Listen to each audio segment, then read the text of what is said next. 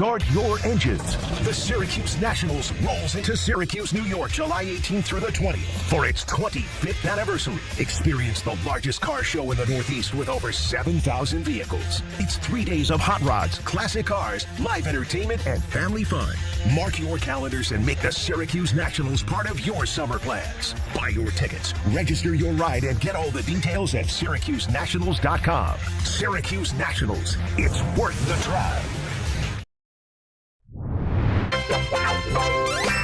You know what I love, Steve? Being a jerk. Listen, dude, we've been doing a show for 90 minutes. I had a chance to listen to your last call. We game plan for PJ Hall. Uncle. I have a list of guys I would never hang out with. Your name is right on the top. Do you like the worst song bracket we're doing? It's considerably better than the supplement bracket. Let's start with that.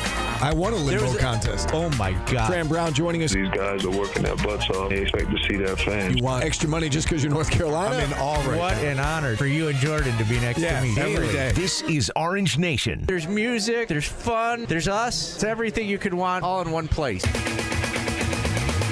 With Stephen Fonte and Paulie Sibilia. Good afternoon, everyone. Glad to have you with us alongside Paulie Sibilia. I'm Stephen Fonte as we welcome you into a Friday edition of Orange Nation as we're heading into the weekend. We've got Carter Bashir, class of 2026 tight end from Newman Goretti down in Pennsylvania. We know that high school well. He will join us at 1 o'clock. Sean Belby, GM of Boeheim's Army, at 1:30.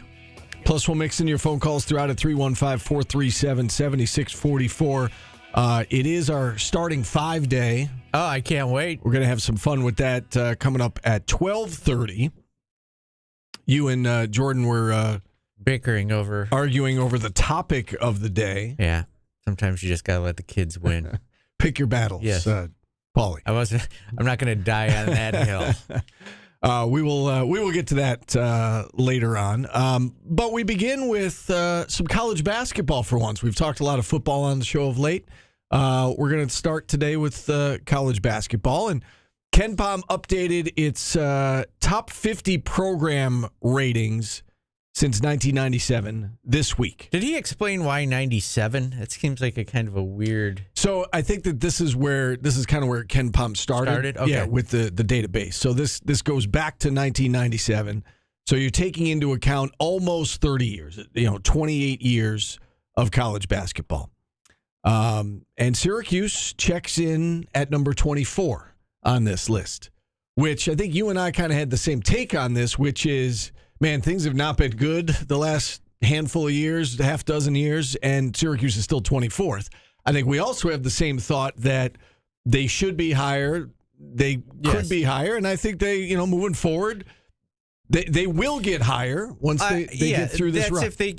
If Syracuse is able to compete in the new college basketball with NIL, they should be able to get back to where they were. Yeah. Like, I look at this school, and the top 4 schools, Duke, Kentucky, Kansas, North Carolina. I can't argue with that. Those are the 4 that we always talk about. Right. And you have to play 2 of those every year. So that factors into it, too. Yep. You're in a tougher conference now. You look, UConn's 10. There are a few schools that I look at that are directly ahead of Syracuse that should never be ahead of Syracuse ever in basketball. Purdue's been really good as of late. Maybe in the 5-year span that Syracuse has been bad, Purdue's been better.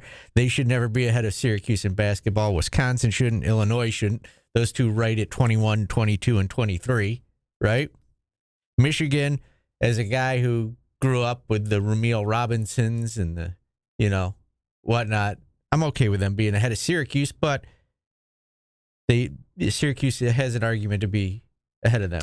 So I logged into KenPom, and there's a lot of, like, in the actual website, there's a lot of different columns that, is not on this sheet that Jordan printed out for us. And at the column all the way to the right is change, positive or negative. I assume since last year. I would assume this is the change since last year. And Syracuse is -5 in that category. So they would have been 19th. Would have been 19th last year. And I'm just looking in that column right now. That is the biggest drop of anyone in the top 40. Yeah, that makes sense. Biggest drop of anyone in the top 40. They're high in terms of from 1997 to 2025. The highest they finished was third in Ken Pom. That was in 2010. The lowest that they've finished during that stretch is 118. That was 2023. Their median Ken Pom over the course of 28 years is 40. And again, that number I'm sure has been dragged down over the course of the last 5-6 years. Yeah. So, that gives you a little bit more perspective, a little bit more context in terms of what we're talking about here. But, what would you feel good about, I guess, if you're an SU fan? Top 15, top 15. I would go top 20. If you're a top 20 program in anything, you're good. Yeah. I mean, top 25 is good, but it's just how they've gotten there. Like like if you look at schools below Syracuse, like if they're ahead of Virginia, which is crazy, but like say Auburn, if Auburn was in the top 25, they would be like ecstatic, right? Because they're not a basketball school, whereas Syracuse should be in the top 20. It's funny you should say that. I talked about that plus-minus category at the end, and Auburn is plus 13. They are by far the highest in terms of the differential from last year to this year. They would be ecstatic if they were in the top 25. Arkansas plus 8. I think you're going to see, if we went through this, I think you would see Mississippi State plus 3, Texas A&M plus 5. I don't think it's a coincidence that you're looking at the SEC schools and they all have the plus, right? I think you're going to see the SEC schools start to climb in this because of the NIL era. And you're right. Can Syracuse keep pace? Can Syracuse move back in the right direction? Because I think, obviously, they've been slipping in the wrong direction of late. L.A. Orange says top 10. We've always been that tier below the Blue Bloods. That would, I agree with that, but you'd have to be better than Nova. Or are you saying they would be in the same category as Nova, Gonzaga, UConn, Louisville? Yeah, I think they can be in that. That's about 15. That's what people have come to expect. Yeah. Yes. Tennessee's 13 on this list. Like if you're in that mix with the Zags, Tennessee, Nova, UConn, Michigan State, I think that's fair. I think that's what you would expect. That's what we have come to expect out of this program. Baylor's an interesting one too because they're 14th, and I would have never put Baylor since 1997 as a top 15 program. So, I mean, they've been really good of late. And, we go back to the highs and lows, the best and worst finish in Ken Pom. Baylor's worst finish, this gives you an idea of how good they've been of late. They had to overcome a 236 ranking in 2005, which is the second highest or lowest, depending on how you want to look at it, in the top 25. The only other program that had a worse finish is Louisville, 290, that disastrous season 2023 when they were so bad. But, obviously Syracuse hasn't seen anything like that. But that gives you an idea how good Baylor has been of late because they've overcome some bad numbers from 30 years ago and 20 years ago. Yep, and Syracuse plays 1, 2. They play 2, 3 of the teams ahead of them every year, right? So Louisville and then Carolina and Duke. Yeah. Georgetown's 44. The fact that they're in the top 50, they've been bad for years. Yeah. NC State 46. They're ahead of Miami. Miami's been decent. They made a Final Four run in the past few years, right? Mm-hmm. And I think this tends to just go as Syracuse has become mediocre. 24th, like right in the middle of, the 50. Yeah, and again, you go back to the median ranking, which is an average over the course of the 28 years, and Syracuse has dropped to 40. And again, that number I'm sure has been pulled down of late. If we had looked at this, 5 years ago, Syracuse would have been in the top 20, I'm sure. Yes. And now they've fallen to 40. So it's a concerning trend, obviously. When you look at this big picture over the course of 28 years, you're like, okay, that's not bad. But the trend, I think, is the concerning part, and they got to figure out a way to buck the trend. I think we could say right now we're going to have John Wildhack on our show on Monday. He's going to be right about now, 12:10 on Monday. We're going to be joined by John Wildhack, and that's one of the things we can talk to him about is how do you buck this trend with men's basketball? And, that's something that, every athletic director right now at a Power 4 school is trying to get football and basketball right. And I think, they have figured out football, it seems like, and they're working on trying to figure out basketball. And hopefully with the increase of NIL resources, we've seen, I think we see a more talented roster has been put together this time around.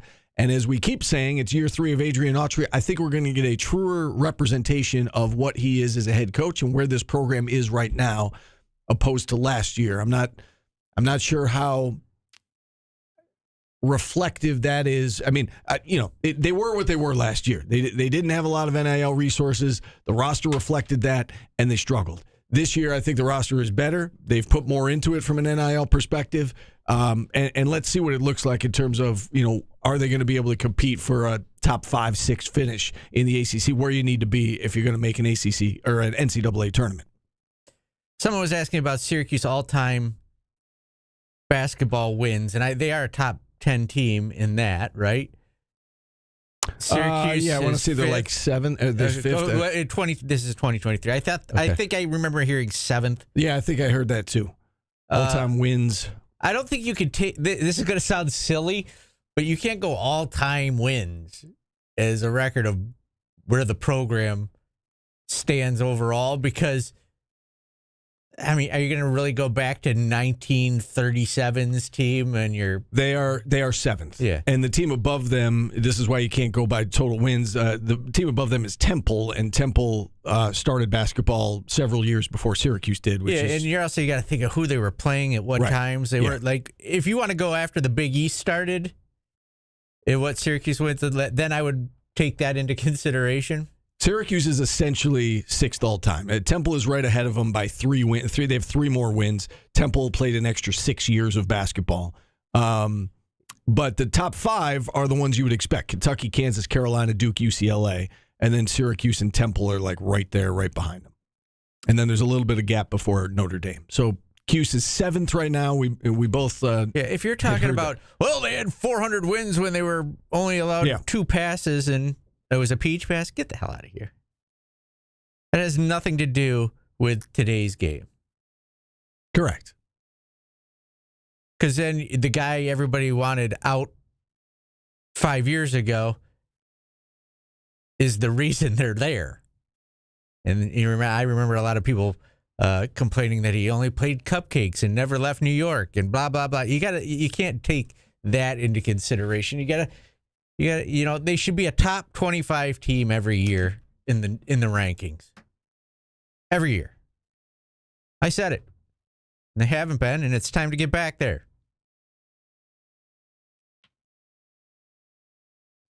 So there you go.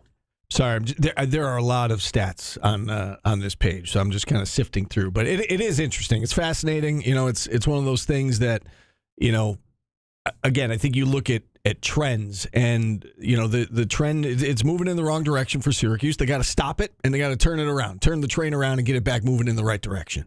And this year, that's what it's all about. This year is getting back to the NCAA tournament, getting back to a top 25-ish type of team. And, move this thing with the new NIL era, move it back in the right direction, get it back to where, Syracuse fans expect. Why take away wins? You can't ever take away. Yeah, well, there was times when certain people weren't allowed to play basketball. Yeah, no, you just worry about where you are. The overall wins don't matter. You got to be right now a top 25 program moving forward. Go. Tournament every year. Go. They finished the year 115 this past season. Adrian Autry's first year, they finished 80th in Ken Pom. Jim Boeheim's last season, they finished 118. So the last 3 years, it's been 118, 80, 115. Which, again, has dragged down has dragged down the number. I was told that 80 was a horrible year, too. So The last time they finished top 40 was 2019. They were 39th in 2019. I can't take the level of dumb from one of the people in the chat right now. I need to take a break. Okay, we can do that. If you want to give us a call, feel free to do so. 315-437-7644. Like you said, Temple is up there. Do you think Temple right now, their fans are saying, we're a top 5 winning program, we should be in the top 20? No, that's not a realistic expectation for Temple. Notre Dame is 8. Cincinnati is 12. BYU is 15. Just to throw out a few others. Western Kentucky, 18. Why isn't Western Kentucky in the top 20 every year? Yeah, it's just this. You can't look at it that way. It's just, you got to go. Syracuse needs to be, if you go back to when the Big East started, Syracuse needs to be in the tournament every year. Go. Penn and Princeton, 24-25. Every other year has been a failure. Yes. 1980, that's where I would start. It's all about getting back to the tournament. Thank you. All right. We'll hit But it. you know what? I didn't say that negatively enough, Steve. How I just said what everybody in the chat and calls in and says. Yeah. But I didn't say it negatively enough. Right. That Syracuse needs to make the tournament every year. Go. Let's go. Everybody's watching. It's, they're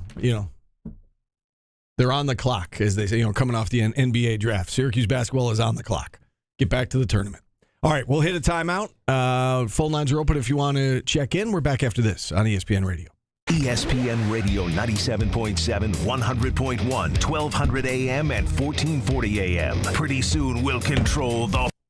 I'm not saying erase the history. It's just 90% of those wins don't matter. That you beat Colgate in 1920.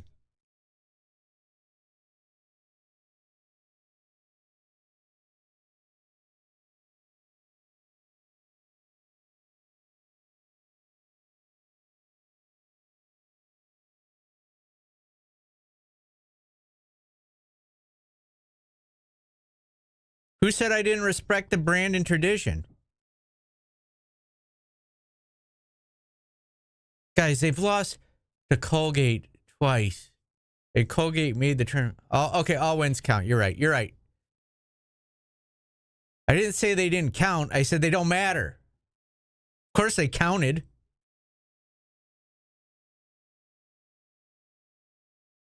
No, I think they're literally that stupid.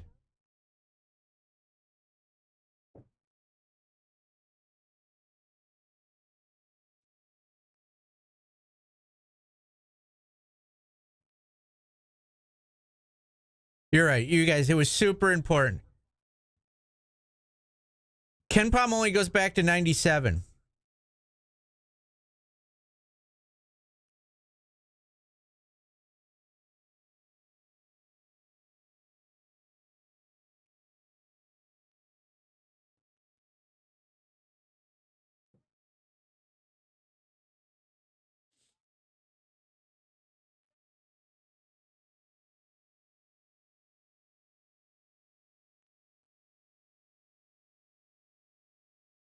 You used to play like the same team 7 times in a row because you couldn't travel back then.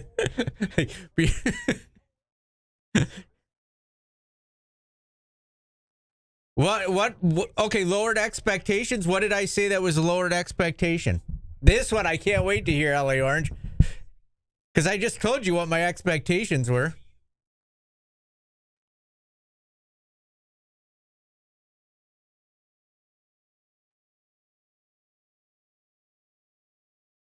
Were you listening to what my expectations were, you dolt?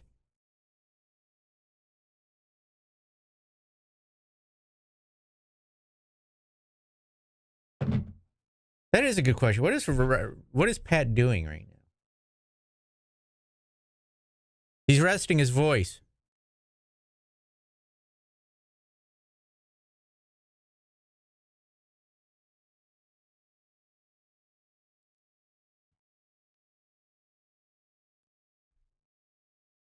I never said that Big Top 10 didn't matter. Oh, my God.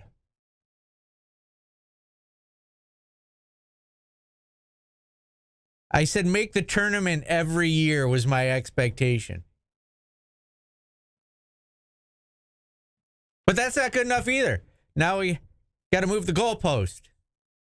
Like I said, I'm just not negative enough for you guys.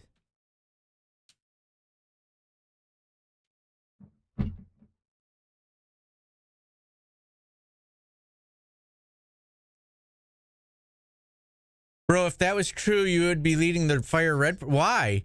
I don't know that Red can't get Syracuse to the tournament every year. Well, if he's got a team that's tournament caliber. Let's see if he gets there.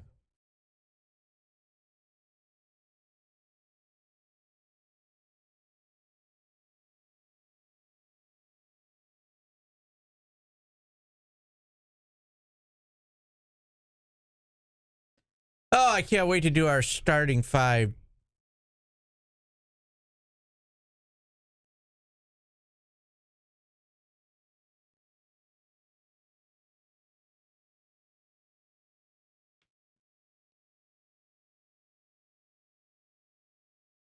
I think it can be a mix of those, SL. I don't care how they get there. Just get there. Anywhere you've been, it's where you're at. Just get to the tournament.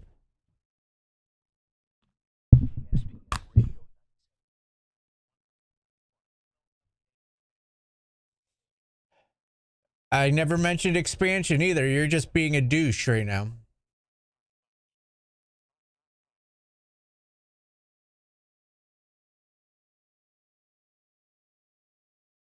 When I met you in the summer, Songs with summer in the title. Sound. This one's called Summer, as picked by Jordan. Love What do you think? as the leaves Fits under the category, yeah. This is a good one. Do you know this one? I do. I've never heard this song in my Really? life. As long as skies are I heard it earlier. Yeah. Really? Where would I hear this? so innocent now. This was very popular for a while. Where would I hear it? 93Q or Z89 or... Yeah, no. Why would I listen to either one of I those don't know. stations at 50 years old? Well, it was probably like 10 years ago, maybe? At 40 years old, why would I be listening to either one of those stations? I don't know. Maybe I heard it because of the kids. Who sings it? I don't know. I just deleted it. All right. Some Gone. dude. Jordan will type it in. I can't wait to do our Calvin Harris. Calvin Harris. Okay. Noted producer song is from 2014. Okay, so I said about 10 years ago. Yeah. I mean, that was like for my kids. You Like know what I my wanna do daughter right was now? like, my daughter was 11. So yeah, Famous. Yeah, you had a reason. Yeah. There's no reason for a single man. that's fair. That's like me going to a Disney movie. Yeah, I don't know Disney movies after a certain age because that's weird. Okay. That's weird. All right. Calvin Harris. Famous Calvins while we got a couple minutes. Calvin Murphy. Klein Mm. and Hobbs. Yeah. Harris. That's good. Coolidge. That was from Jordan. President of the United States. Mm-hmm. All right. I need a break from... I don't want Syracuse basketball to ever step on the floor again. I can't do... Until they're ready to win. Yeah, unless you're going to win the title, I don't want to just get rid of the program. I can't do it with fans. It's funny because we this was an option to talk about yesterday. We were either going to start football or basketball. It just And ruined my whole weekend. we started football, and you were like, "We'll save it for tomorrow." And I thought to myself, I was like, "You know how this conversation is going to go. Like, if we delve into this, you know how it's going to go." I literally just said Syracuse needs to make the tournament every year, and that was not good enough. I was moving the goalpost. I was lowering the bar for Syracuse basketball. People hear what they want to hear, Paulie. Just make the tournament right now, and then and then someone said, "Can you make it like you did in 2003 or 2001, or do you want it like we did the past 2 years?" I don't care. If you get to the tournament, you're a good basketball team. Yeah. You're a good team. If you get every year, you're a great team. It Yeah. doesn't matter how you get there. It'd be nice if it was a mixture, or if it was even better and it was a top 5 seed every year. Yeah, that's not realistic, though. Just get in and go. Win a couple games in the tournament, I like even more. Yeah, and the hope is that if you get to the tournament multiple years in a row, you get the momentum going, and then instead of a 9 or 10 seed, then the next time you're a 5 or 6, and you get back to where they were once. Maybe if you added features like make the tournament every year and make the second weekend every other year. Okay, that'd be great. Yeah, that'd be great. Right now, that's I didn't get into the tournament. Like, okay, that'd be great. Are they going to fire a coach after making the tournament every year? Probably not. That can be the goal as things move along. I think the goal right now is to get back to the bleeping tournament, right? I mean, like that's what they have to do. And so, you hope that one day you get to that point where Sweet 16s are expected and that's the benchmark. But right now, that's not the benchmark. Yeah. The benchmark for where this program is right now is to get back to the tournament. Right. And then you hope that you can get back to where you were. Sweet 16 every year, I struggle with that. It's tough for anybody to get to the Sweet 16 every year. Getting to the Final Four once every 10 years, that's fine. Yeah. Sweet 16 every year? That's what they did. I mean, going to the Final Four really once a decade is what they did. 87, 96. It's hard, man. Going to be back to the top 70s. 16 team, one of the best 16 teams in the country every year. I'd be ecstatic if that was it, but it's not. I would never make that my expectation. Just get to the tournament. And then we'll have fun. That's fun, getting to the tournament. Yeah. Yep. So let's go. Make the tournament this year. We got to do our starting 5 that we do every Friday now, where we take an inanimate object or a fake character and we make a basketball team out of 5 of them. So, and today's topic we will let Jordan announce. Okay. I'm not a fan of it, but I'll play along. So I was going to say that, like, you know how it takes me a little bit to catch on to these things and like to feel like I understand the task. And I feel like I have understood the task the last couple of weeks. I'm struggling with this particular category. I told Jordan as soon as he announced it, I know who my power forward is. Okay. I don't know who my center is. I know who my point guard is. I'm struggling with this. We'll let Jordan announce it when we come back. Brian will join us. We'll do a 4-man draft of our fictional teams. Okay. All right. We'll hit a timeout. We will do our starting 5 on the other side. We're back after this on ESPN Radio. I hope Brian's here. He wasn't here when I last was out there. What's that? Starting 5 kills about 60 minutes of a 120-minute show. Let's hope so.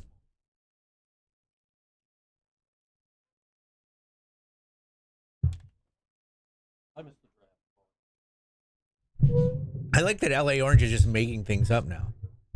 He's got nothing to be mad about anymore, so now he's saying, if we make the tournament once every 7 years, it'll be more fun. My Syracuse needs to be in the tournament every year wasn't good enough.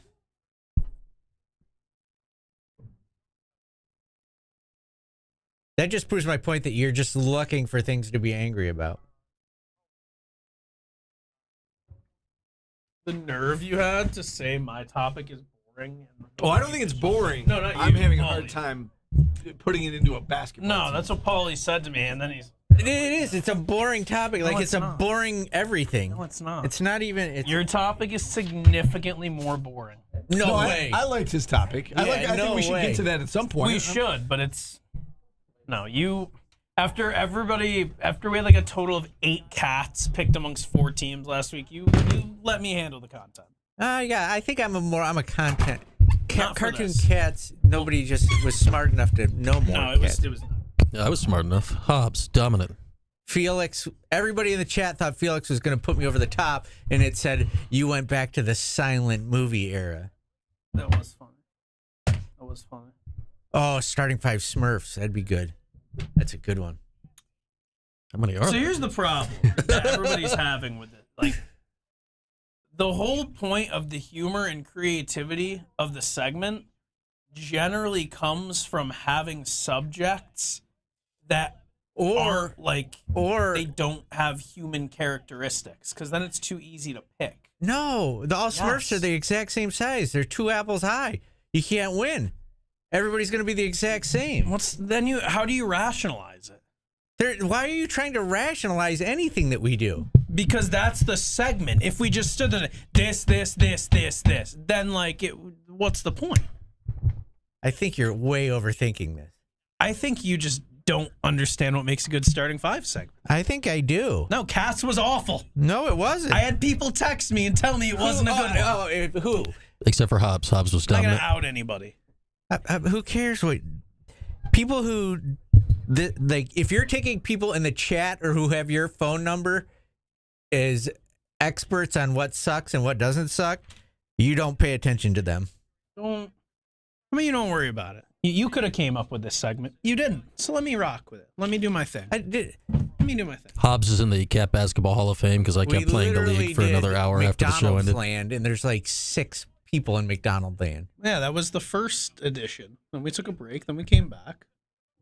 So let me know what you have artist of the day. I appreciate. Let me have one. Gapers Bazingoid. I literally said Syracuse needs to make the tournament every year, and he said, "Oh, making the tournament once every 7 years." He's just looking for something to be mad about. Steve's like, who did he pick? Who are the other teams? Do we know? If you don't know, that's okay. I don't remember. I think one of them might have been Charlotte. One of them was Boston College. Okay. Who's this? Carter Bashir. He was, I think he's kind of a late riser type. He was getting like looks, but A lot not of many upside. offers. Yeah. I know those were 2 of them. He's the giant tight end guy, right? BC, South Carolina, Miami. Okay. Thank you, Tronic. Let me cook. I told you I'm not dying on this hill. You can do whatever. Why? I think Everybody. I'm gonna lose today. That's okay. Predicting. People keep asking me to freestyle. Your confidence is strong, Steve. Stands from a long time. I'm back. struggling with this. You're just not fun. See that you're the. No, I felt like I did well last time. What was the topic that I won? Didn't I? It wasn't cats. It was 2 weeks ago. condiments. No. Hang on. Oh, it was the Taste of Syracuse. Oh, yes, Oh, the Taste of samples. Syracuse I did samples. well with yeah. Taste of Syracuse. Well, because you're the and news guy. I It's feel current. like this one you should be good at because it's boring. It's not boring. You're boring if you think it's boring. Yes, you had a balanced squad no, with savory who deleted depth. that? You are wildly boring if you think this is a boring topic. Sorry, we're dying a slow death here. Hot fun in the summertime. Songs with summer in the title. Time to do our draft of our starting five. Don't call it a Starting draft. five. It's a starting. It's a How do you think we get the players? no. Well, Call it starting because it's an original idea. But Like, you draft your team. But we can have That the just- same. that We can doesn't have the matter. same thing. So Just call it starting five. Okay, It's an original Everybody just segment. wants to argue today. No, because you're terrible. Like, just call it a starting five. Okay, That's the it's segment. time to do the starting five where we pick players, Thank you. but we're not drafting them. We're just picking them. 3, 4. Go ahead. You're an idiot, but I don't call you idiot. I call you come on. Paulie. Okay, 'cause go. That's your name. All right, today's topic is. We are doing soups. Okay, Soup. great idea. I know. I came up with it. Let me think. I gotta go. all right, what order do we want to go in here? I don't know. I'll go first. All Okay. right. What do you got? At your point guard position, right? Yes. That's where we'll start. My point guard. Guy who can, play with others very well. Classic. I'm going tomato soup. I'm going tomato at the point. I thought about that. That was a bad start for the This Isn't Boring segment. I feel like my start is even worse. I told you guys during the commercial that I don't totally get I don't totally know how to take soups and put them into a basketball team. So I'm going to do Wouldn't my you best. want somebody smooth? Well, yes, and and that's actually kind of what I was thinking. So I went split pea because Thought about it. Thought about it. he can he's that consistent. is the oldest person soup on the face of the earth. Consistent, can split the defense, and just solid like game manager type, pass first point guard. What makes you think split pea soup is a good game manager? Because it's just it's just basic. I think split pea is more of a quadricopla because it's got ham. Okay, well, we'll see Hamming what it up on the court. ChatGPT thinks at the end of it. I don't know. I'm going I'm going lobster bisque as my point guard. That's a bold point guard. Got a lot going on at the point. Point, rich, decadent, smooth. Steve picked a divisive first soup. It splits. I picked a uniting point guard that brings people together. Italian wedding soup. Okay. I like that. Italian wedding happens to be on my team as well, just not at the point guard position. Same. We might have the same position. Okay. All right. My backcourt, I wanted a lot of chemistry here. I think it's very important. So for my shooting guard, I have enlisted Gazpacho because that boy cold. He's hitting those game winners. Okay. It's a very tomato-heavy backcourt. It is. Yes. I'm going. My backcourt is very basic, but it's consistency. It's chicken noodle at the shooting guard. You can just pencil in chicken noodle for 20 points a night. Okay. I've been arguing about chicken noodle, and I feel like that's picking Bob Cousy in 2025. I don't have chicken noodle on my roster. My backcourt is very fundamentally sound. I think mine is also. I've got tomato at the 2. Same reason. Yeah, you can dunk your grilled cheese in it. Okay, you guys have gone for the safe, boring options at the 2. I've found that this exercise demands excitement and wild variability. I have gone to the Chinese division where I love a wonton soup, but that's not where we're going here because you can't pick your favorite soup. I needed a wild card. Sweet and sour soup is my shooting guard because you don't know what the hell he's going to do. I don't even know what that is. I've never He's had sweet that. and sour. Okay. Watch out. I was ready for egg drop Feels because very- they drop eggs. Okay. It's like a That's not turnover good, waiting to though. happen. That's not good. 0 a night. Like if you were talking trash, eggs, dropping them. So Italian wedding for me is hitting the 3. I wanted a little bit of international influence on this roster, and also just does so much. You got the meat and you got the pasta, you got the veggie. Like I just think very versatile. I think you throw him at the small forward, and I think you got a lot to work with there. Paul, you always like to talk about girth in your front court. I do, right? Steve. Yeah, you like the bigger, beefier front courts. So my 2 forwards and center, there's some girth to the soups. I'm gonna go minestrone at the small forward. Minestrone. Got a lot of stuff in there. There's a lot of stuff. A lot of different things. That's a classic. All right. My 3 is taco soup. That's a good one. It's fiery, Okay. spicy, little mix up. I'm going taco soup. I thought about a chicken tortilla. I thought about something like that. All right, I'm going 3. It's a soup that has many things in it. You need versatility from your wing, and I think the addition of the crackers at the end could be helpful. I'm going with the New England clam chowder at 3. See, Not Manhattan. No. What anarchy is this? I thought about having an all clam chowder front court, but what a lot of people don't know is Manhattan and New England, they don't get along. Like Manhattan hates New England, gets all the love, just they're not fans of each other. So I've got Manhattan off my lineup, but I put New England at the 4. It's one of those, gritty, can be very gritty. Not everybody loves it. Not everybody's cup of tea. It's like the brown mustard of soups in my opinion. A little more popular, but that's my 4. All right, power forward for me. It's time to go Italian wedding here again. Wow. It's got some meat in it. It's got some pasta in it. Italian wedding is a more popular selection than I originally anticipated. Yeah. You're all Italian. That might explain it. I'm trying to think of a cheesy soup let's go. Should I tell you about a cheesy soup? Or? I'm trying to think of the thickest, cheesiest soup for my 4. Because I'm moving my 4 to my 5. I don't want to help you. How about is that cheeseburger not soup? broccoli cheddar? Cheeseburger soup. Okay. Paulie's lineup is just other foods with soup at the end. They're actual soups. I know. Is cereal a soup?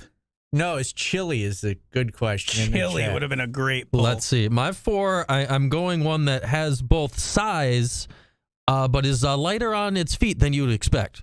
I'm going with a matzo ball soup at the 4 because it's big but nimble. Could stretch you out. Could stretch out to shoot the 3. Good combination. You okay? Yes, I don't. The logic of that made me laugh. All right, Jordan, your center. I made sure a stew is a subset of soup. If you're not going beef stew at the center, I'm starting to see what are you doing happened here? You What are you Googled doing? things. I looked up if it's a soup or not. You have to know if it's a soup Show or prep. not. Yes, that's kind of what I do. You have to look up whether or not it's a soup. I can't just say something that's not a soup. When you guys texted me the topic today, this is the first one that popped into my mind, and really the only one that I felt like I actually nailed. Okay. And that is along the same lines, Jordan, beef barley at the center position, because it's big, it's burly. It's barley. Blocks It's of shots. big, it's burly, it's barley, It's barley, it's yes. like Barkley. All of the above. Beef barley. Oh, you went the same thing. Yep. See, we nailed it. See, I knew we nailed it. This is the modern game. We need European flair as well, but you also need thickness at the 5. Stretch 5. You need this one can bang down low, but I think maybe can also take you outside. I've gone borscht at the 5. I don't know what that is. It's a beet Beet soup soup. with meaty tendencies. Thinking outside the box. It's like the Arvidas I feel Sabonis like I of don't want to soups. have the same one as you, though. That is like Nikola Jokic. I think it's the right answer. I could have I think Jokic too. ChatGPT will say, kudos to Paulie and Steve for putting beef barley at 5. Can I? You can change. I'm going to go French onion at the center because it's Okay. going to have that layer of cheese to block things Like, out. figure out nobody where to picked get French- onion. I'm Like, going to go French onion at the center. I'm kind of surprised with like how many soup. Like, how does French onion not get a sniff until the end at desperation? Like that. Yeah. I don't That like shocked onions, me. so I didn't put them in my lineup. And I don't like I just couldn't seafood, figure out so where I to didn't get- put clam chowder in either. I love French onion. I just couldn't find a spot in the 5. I think that it's a Six rim man? protector 6 man. because it's got that cheese protecting the rim. All right, so there you go. We're going to take a break. Brian is going to work his calculations there with ChatGPT. Our chat has bad that no ramen has come up in it. And I mean, where do you put SpaghettiOs? Where do you put ramen? Beer cheese soup is thick. People are saying Where do you put ramen? it's cheap. Ramen is literally the 6 man. That is instant offense. If we had payroll, I would take ramen because it'd be a low. That was budget. part of the reason Lobster Bisque Veteran didn't minimum. make my lineup. Like I think Lobster Bisque is asking for a big contract around, third, fourth I season. also think it's going to be too slow for the point now that I think about it, but What? Lobster Bisque. It's going to tell me my point guard is too slow. It's got finesse. John Stockton, wasn't running a crazy 40. Yeah, he but- hit the angles. Yeah. All right, we don't want to go late here because we do have a guest at the top of hour number 2, and we certainly don't want him hearing us talking about soups and starting fives. So let's take a break. It's a kid. Of course he doesn't care. Ask him his favorite soup, Paulie. I will. Ask him his favorite soup. All right, we've got the results coming up next on ESPN Radio.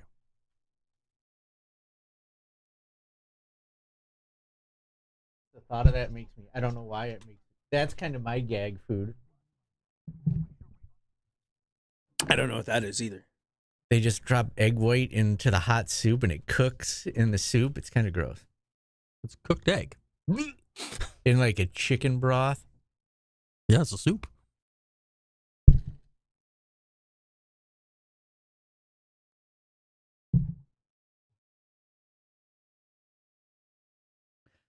If your soup team doesn't make the tournament every year, you should be fired, Steve.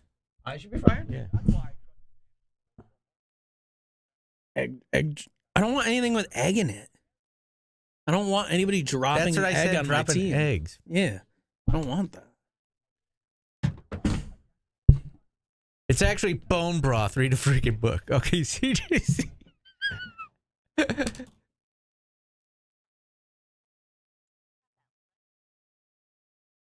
Oh, chicken and dumplings. Is that a soup? That's a thick, meaty one. That seems like something you would eat, or is it too? Dumplings is the. I don't think that's soup though. It's sold in a can, like soup. It's sold in a can. So green beans are sold in a can. Chunky his chicken and dumplings.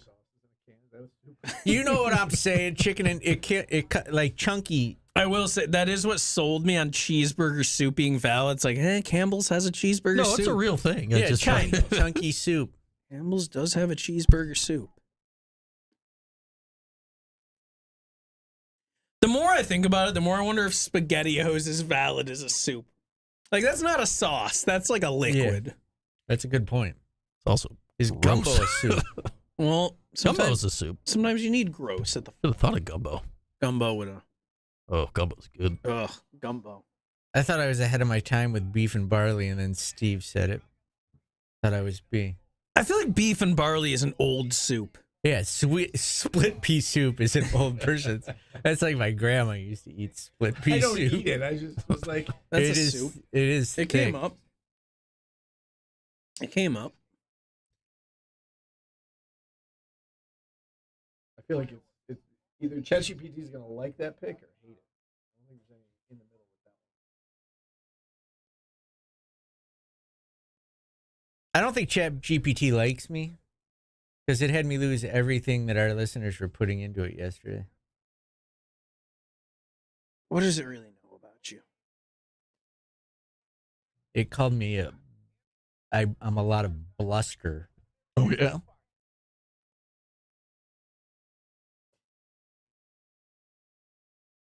What would your soup team name be?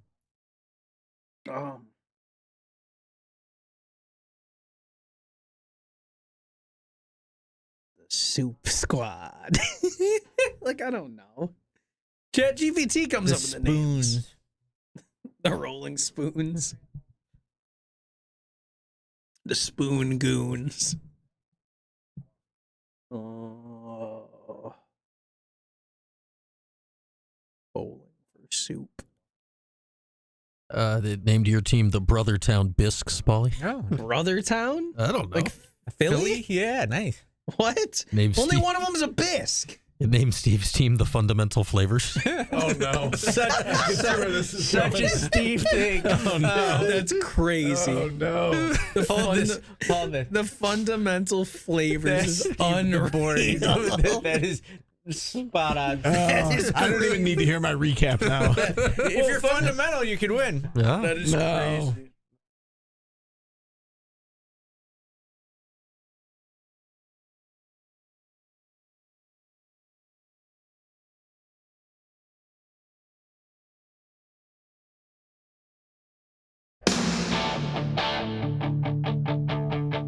Welcome back to Orange Nation. Songs with summer in it. You know what this song's about, Steve? I do. Summer of '69. Did you research that? I researched what? What that song was about? No. That song was like popular when we were Kids. Kids, Yes, I was because it gonna say came teen. out when we were kids. I know. All right, time to find out who wins the starting five of soups for today.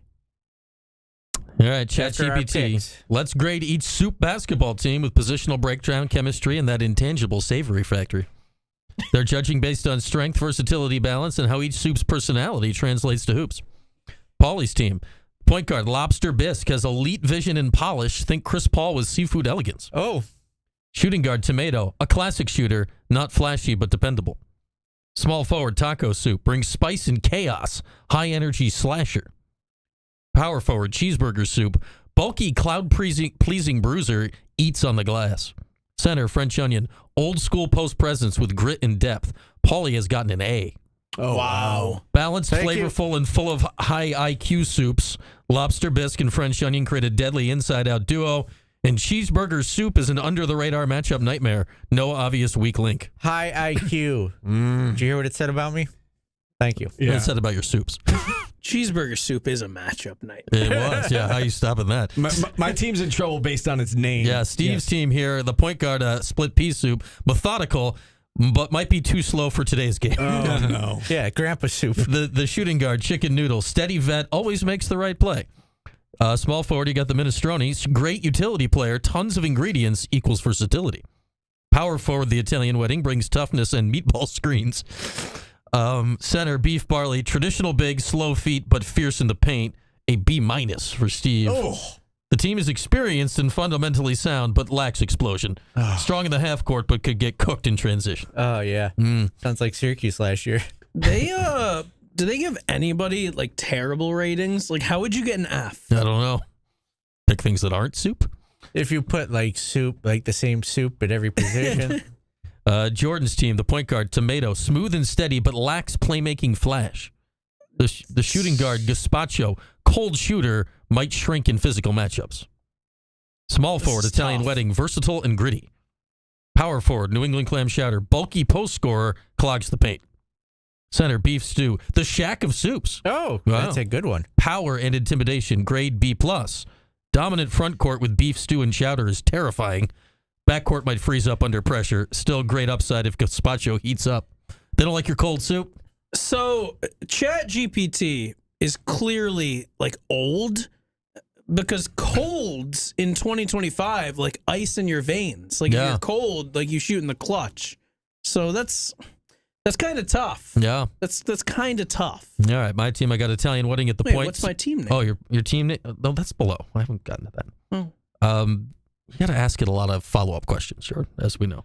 The point guard, Italian Wedding, smart and scrappy. The shooting guard, sweet and sour soup. High varied shooter, feast or famine. New England Clam Chowder at the 3, a physical wing, not fast but productive. Matzo ball at the 4, crafty footwork and a soft touch. Borscht at the 5, international big with range and flair. You got Yao Ming. Total wild card. Grade B. This is a creative, Oh, my cerebral goodness. team with an international feel. Borscht and sweet and sour can swing games, but not always in a good way. High basketball IQ, lower athleticism. Winner, Pauly. Wow. Pauly's team has it all: a silky point guard in Bisque, a high motor wing in Taco Soup, and 2 elite post options. It's the only team without a clear positional liability. I am a soup god. Would you like me to simulate the soup tournament? Yes, please. Okay. So Pauly's the 1 seed, obviously. Pauly v. Steve in the first round. Lobster Bisque runs circles around split pea. Cheeseburger Soup says monster screens, freeing up Taco Soup for transition buckets. Steve's Beef Barley does work in the paint, but Pauly's French Onion meets him with equal toughness and a sharper finish. Chicken Noodle keeps Steve in it with a steady mid-range, but can't keep up when Pauly hits the gas. Final score 79-62. A near triple-double from the Bisque. Oh, yeah. And a double meat double-double from Cheeseburger Soup. All right, me versus Jordan. There's only one meat in cheeseburger soup. I don't know. That's what it said. Beef Stew versus Borscht is the headline bout, and it gets physical. Uh-oh. I would hope. Sweet and Sour hits a few circus threes early, but fades late. Italian Wedding, my Italian Wedding, battles hard, but your Clam Chowder out-muscles matzo ball soup on the glass. Oh, yeah. Gazpacho actually heats up late. No. Hitting 2 clutch jumpers in transition. Final score 74-69. You survive a feisty upset bid thanks to Beef Stews 22-12 and a huge 4th from Tomato Soup. Gazpacho just doesn't need to heat up, man. Like they're focused on the temperature of these soups. All right, Pauly versus Jordan for the title. French Onion versus Beef Stew. Pure grit in the paint. Lobster Bisque draws double teams, but 11 assists for the Bisque. Whoa. Ooh, that's a lot. Taco Soup hits 2 corner threes and locks down Gazpacho. Oh, man, Gazpacho again. Cheeseburger Soup goes toe-to-toe with the Clam Chowder. Key moment, Tomato Soup tries to ISO Bisque, gets blocked, and Pauly turns into fast break slam. Final score, Pauly 82, Jordan 75. Lobster Bisque is the MVP, going 17-11 and 4 steals in the title game. I told Tomato Soup no ISO. Get the ball out of your hands. Final rankings, Pauly Soup champion, Jordan big run, big stew. Brian style points fell short late. Steve outclassed by modern soup ball. I'm still confused how those two had names. And I asked it for the names later. Let's see the name. Pauly's team, the Brothertown Bisques. Steve's team was the Fundamental Flavors. Jordan's team was the Stew York Bruisers. And my team was the Global Gumbo. I didn't even pick Gumbo. How about Steve? He wants to make a food truck. Fundamental Flavors is a great. That is a great. Here's you got a slogan: no frills, just Phil. That is Steve. I like it. Grit and grind soup basketball, old school, deliberate and disciplined. They'll bore you into submission if you let them. Steve? Think Spurs circa 2005, but Steve, slower and starchier. I feel like your personality is in your soups. Can you imagine if anyone turned us on in the last half hour for the first time, and like, I'm going to go to ESPN Radio Syracuse, and I'm going to see what they have on. I thought we were talking about basketball. Yes, we have a starting five of soups.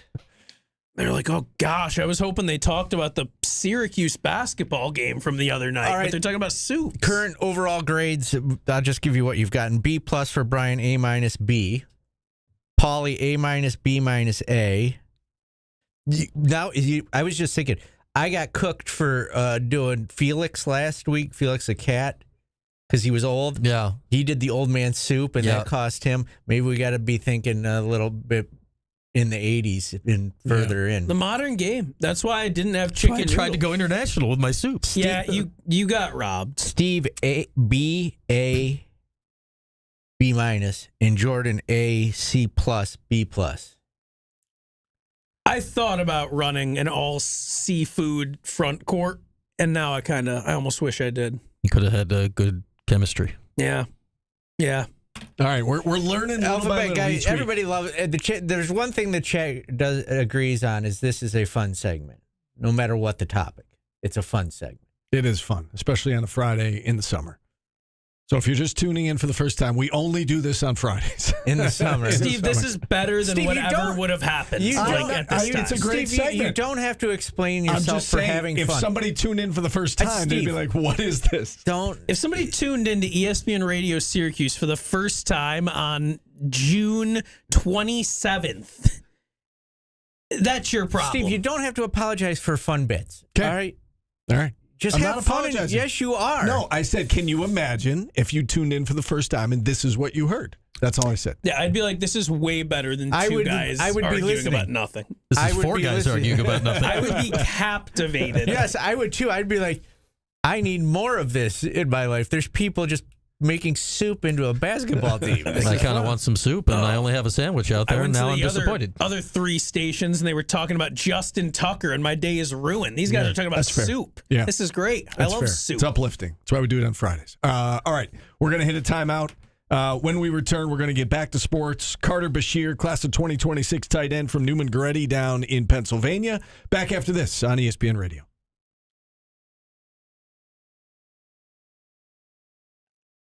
That's got to be Steph. 2 girls, 1 spoon. CJC makes me laugh sometimes. Funny guy. I want to know. No, I'm never gonna. I'm gonna have to ask who that is. Yeah, chili was a missed. But is chili a soup? If stew is a soup, I think chili's a soup. Yeah, let's Google it. I feel like I would call chili a soup. I googled but is I also, borscht a soup. I also feel like stew is. A It's considered a stew, not a soup. but I was told that stew is a subset of soup. I think I would have accepted chili. Is stew soup? I wish I had put gumbo in my lineup though. Well, both are liquid-based. Stew and soup are distinct. Stew generally has a higher ratio of solid ingredients to liquid, with large pieces of meat and vegetables. Soups, on the other hand, typically more liquid-based. Click on this. Click on this. See, that's what I saw. It's a subset of soup. Okay, so you know, I don't know. there's no black and white answer. This is tough. Like, is cereal a soup? No. Qualifies as a soup. Why not? It's generally liquid-based, primarily consisting of broth or stock, and then added ingredients. So yeah, I don't broth for chili or stew. Milk should be a stock. broth. Milk broth. You can make it into a froth. Look, I don't know. You'd think that Google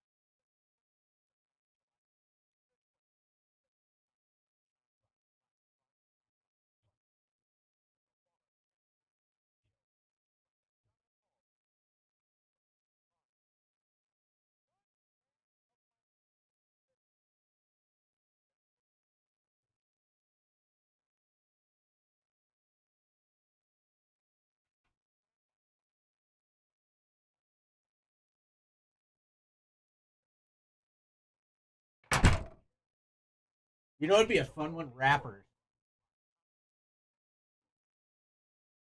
They're people though. Yeah, I know, but it'd still be funny. Yeah. It would. Yeah. If we did rappers, that would be freaking hysterical. Jordan's team would be vastly different from our team. Yeah. Jordan, I think Brian's team would be vastly different than all of ours. Yeah. Probably true. So, like, you were talking ice cream, like, you know, I love black raspberry, but that's like an old person's flavor. Yeah, like, you'd I be would in have to trouble. stay away from I that. feel like all of your favorites. My favorite's an old person. Like, one, I too, like- 'cause I like coffee ice cream. I like, you know, sea salt caramel. That's An old person. Yeah. Yep.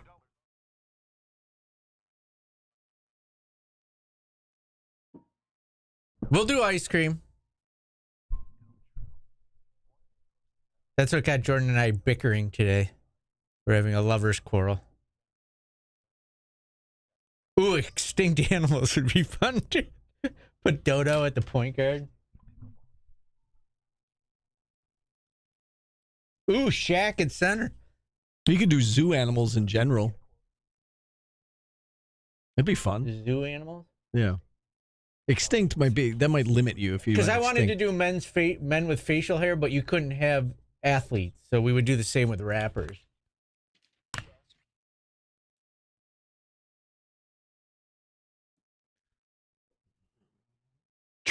Trees?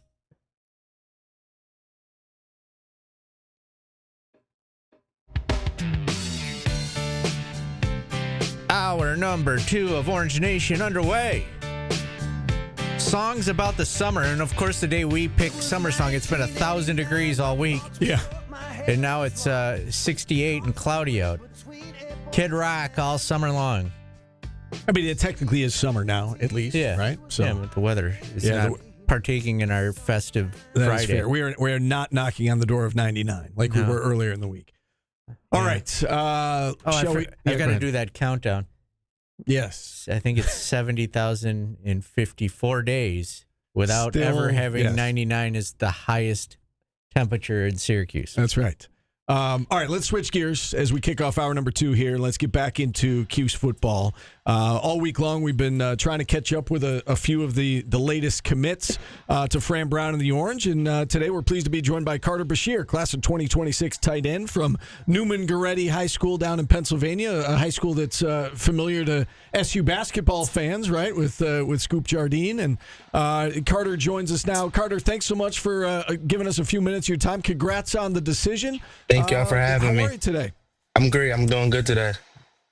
Excellent, excellent. So we start with the obvious question, Carter, and that is, why Syracuse? You had a lot of offers out there. You went through the recruiting process. What was it about the Orange that made you commit? Throughout the recruiting process, Syracuse was like a big school to me. It was far from home, but not too far, where my parents and stuff couldn't travel.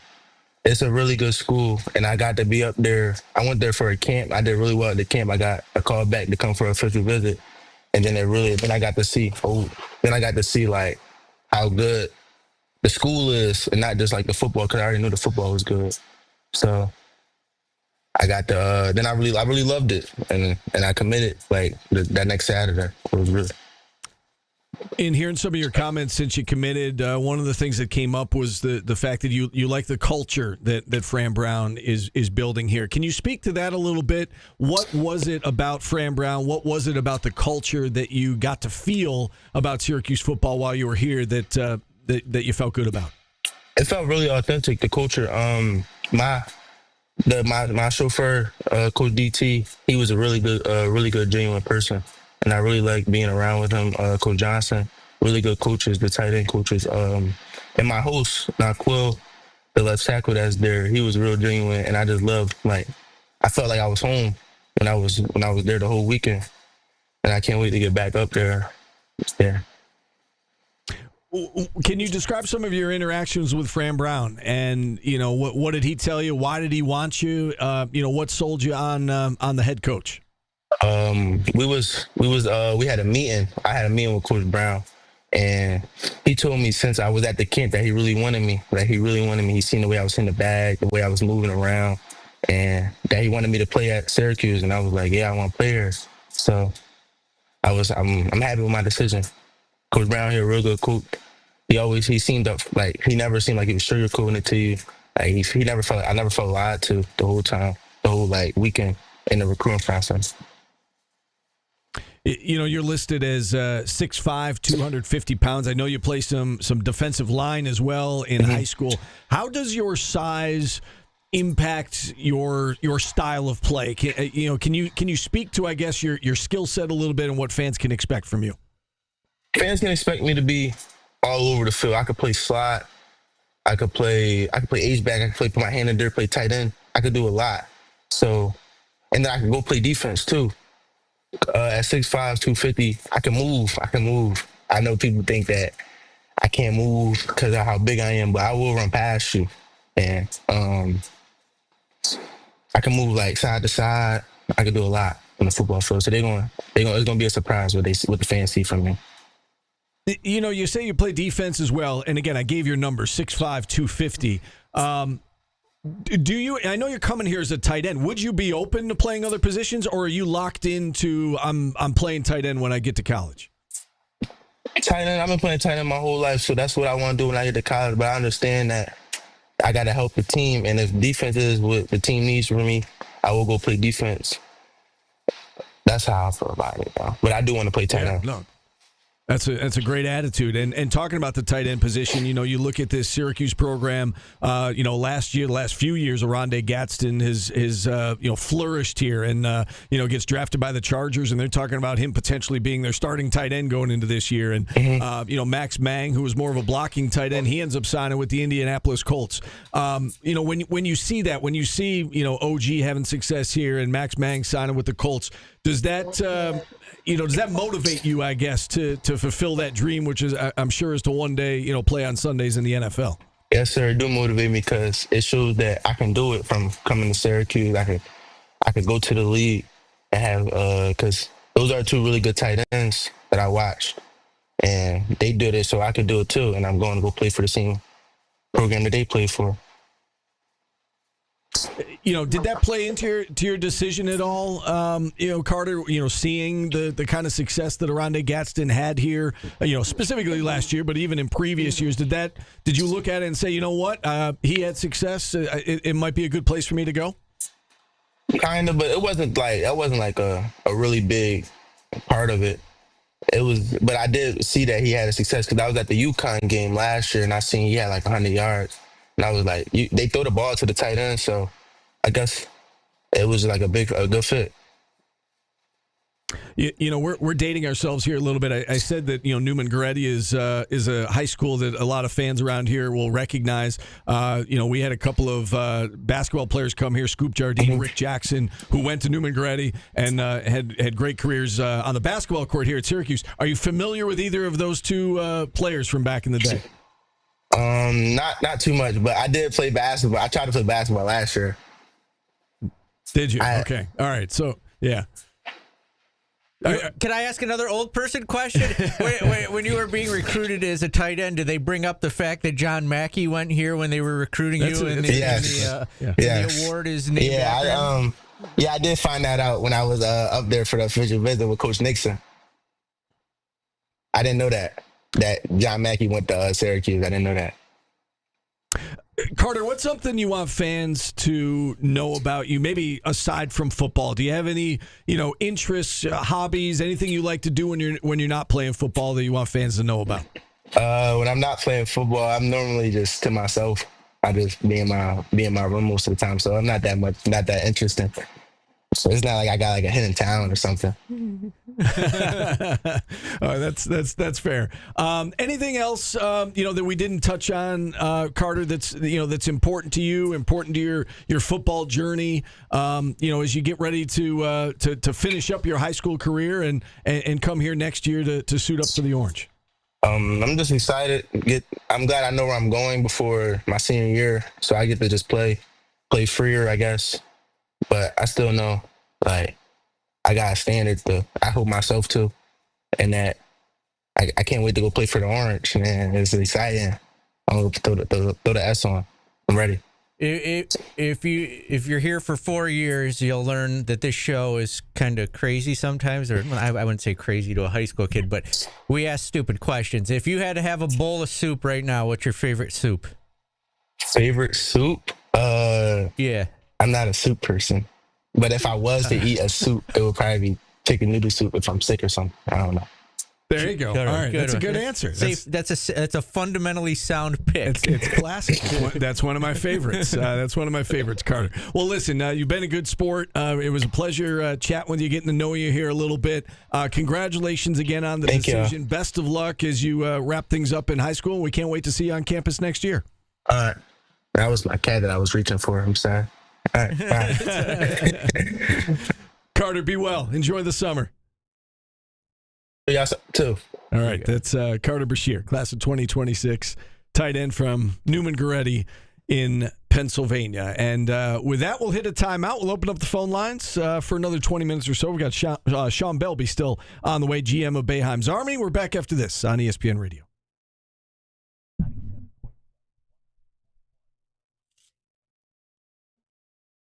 I have noticed that they all seem like good kids.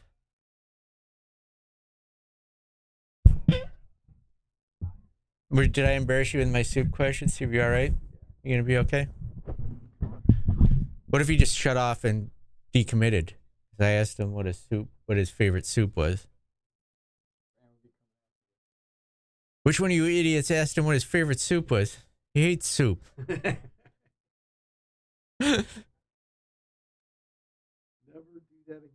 If you ask another kid like soup, I will make your life a living hell.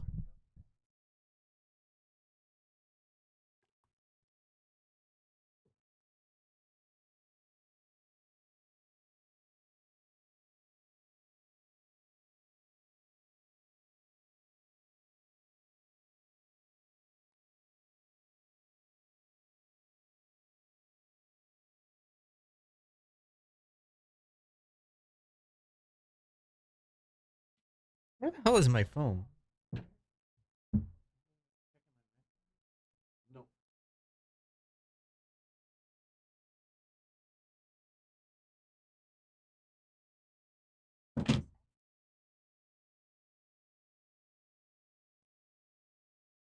Oh God, CJC, why do you do that?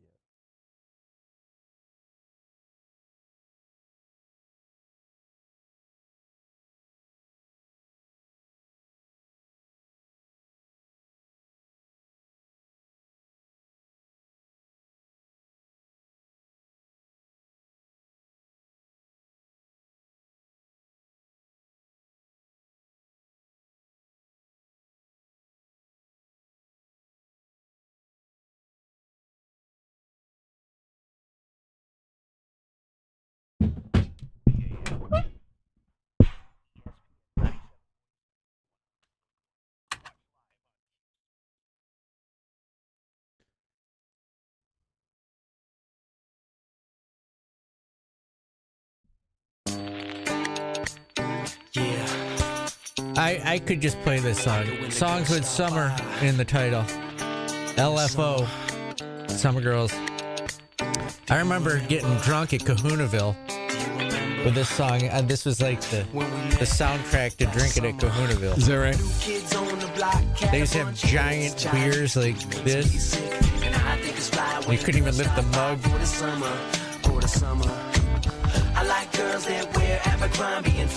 Chinese food makes me sick.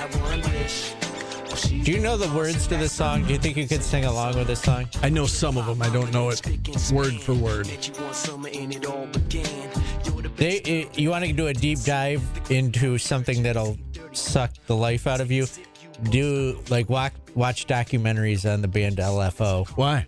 Just bad things, good things. Oh yeah, it's an up and death. It's a roller coaster ride. I don't know anything about them. Yeah, I think Brian brought them up to me one day, and I ended up. They had one hit wonder. Was that their only hit? I think they had one more. They played the Westcott a while ago. So probably just like one 15 years ago. No, but they had a couple. They had 2 hits. All right. I'll look what the other one was.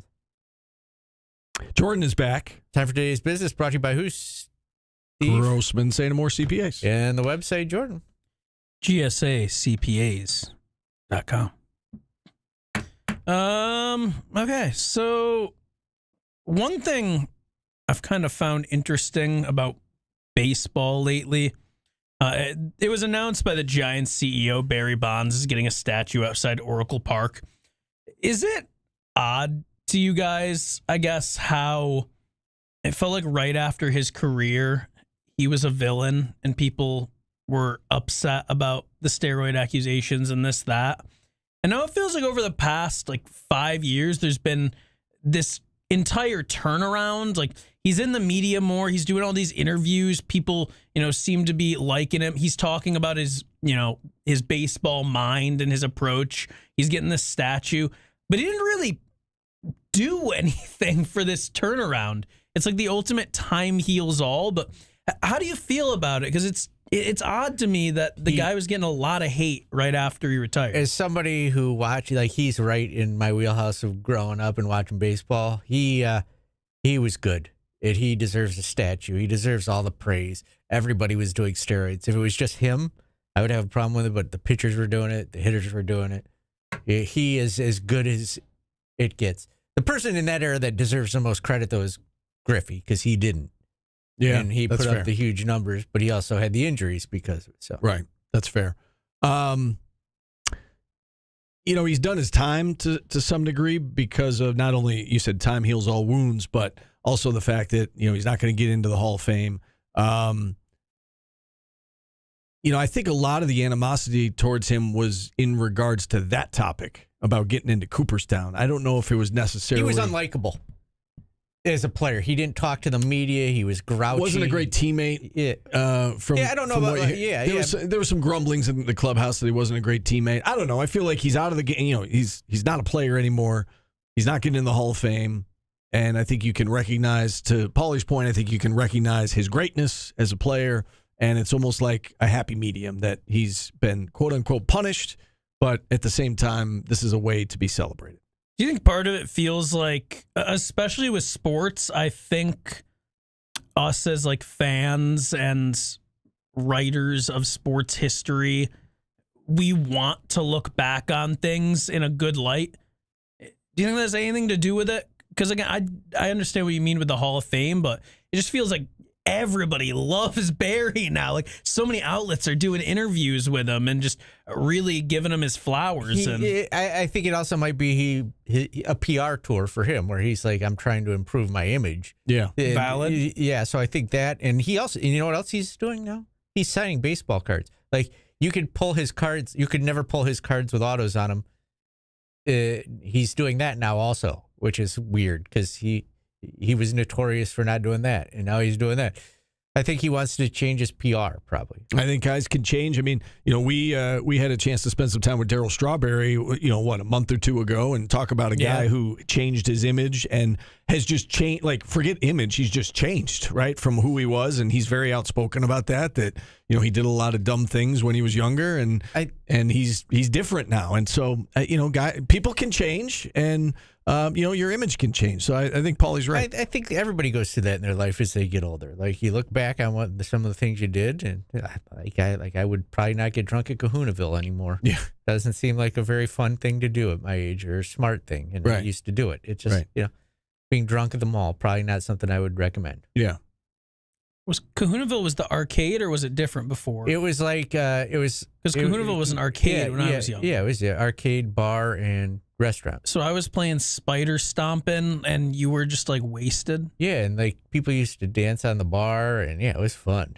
Wow, my childhood is completely tainted now. Yeah, you didn't know like adults are getting drunk there. It was I don't think so. It was like Chuck E. Cheese for I was trying adults. to get tickets, man. I was trying to win those tickets. I was locked in on adults Spider there weren't Stompin'. there to play Donkey Kong. They were there to. I don't remember anybody else who was at Kahuna. I just remembered I was stomping those spiders. That bar was packed at all times.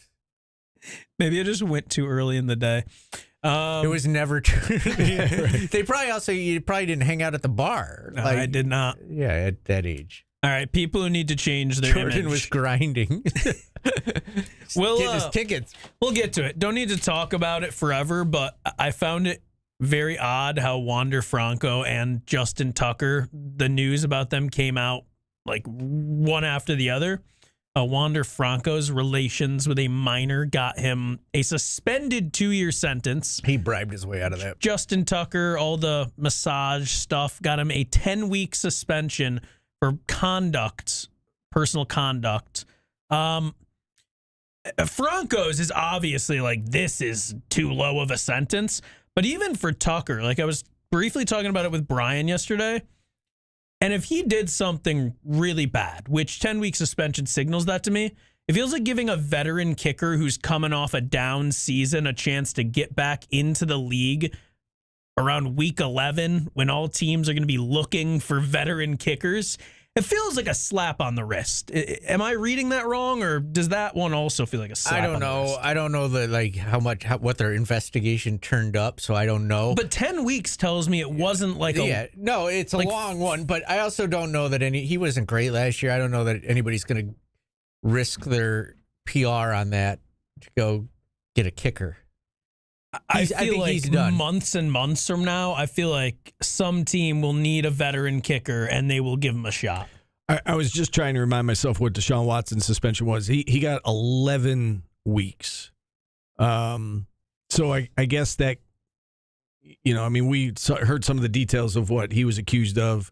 So it's right on par with that. That's also crazy to think. Like, I don't think Tucker, it was bad, but I don't think he was looked at in the same light as Deshaun Watson, and their suspensions essentially are the same. Similar. So, yeah, I don't like to speculate on these things, Jordan, just because, we're talking about serious stuff here, and we don't know what was uncovered or what, what they found, what they proved, that kind of stuff. But, yes, I would like to see him out of the league. I'd like to see Deshaun Watson out of the league. Unfortunately, the reality is that, if you're good enough, somebody will give you another chance, and that's sad.